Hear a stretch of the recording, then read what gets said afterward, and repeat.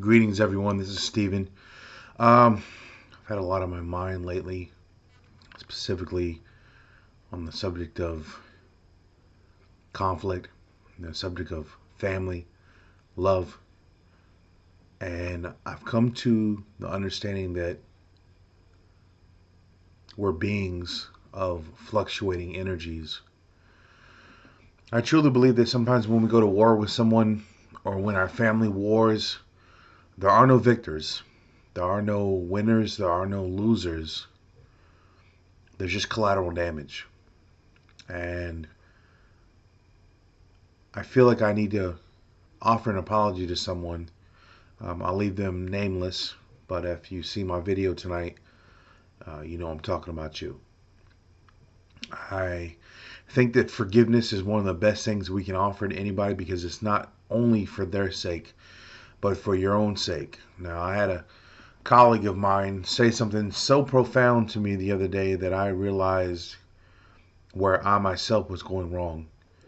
He said, holding a grudge is like drinking a bottle of poison in expectation of the other person becoming sick, when actually, in true actuality, you're the one that gets sick.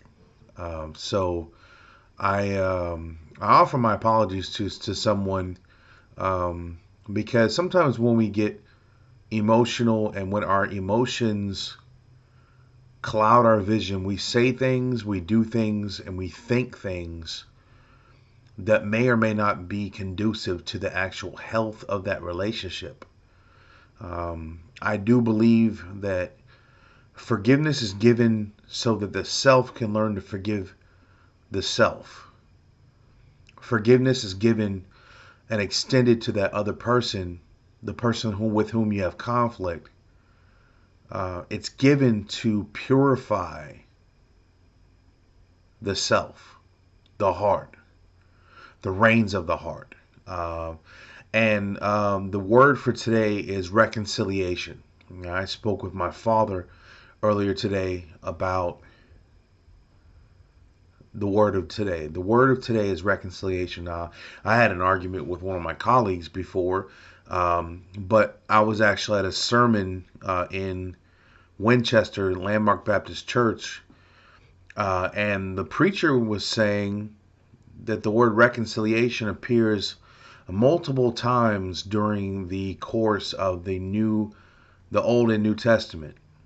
Okay, so reconciliation is extremely important alongside with forgiveness, because the first step must be to address where you went wrong. Because most times the problem is not with the other person, the problem is with your own perception.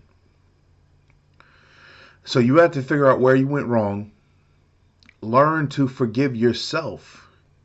I had a dream one time where a gentleman came up to me and handed me a piece of paper and a pen. He said, write on it. And I wrote on it, and of course I didn't know what it said, because sometimes in the dreams are not always as concrete or less metaphorical than life, as the waking world. And he said, read the piece of paper, and the piece of paper said, forgive thyself.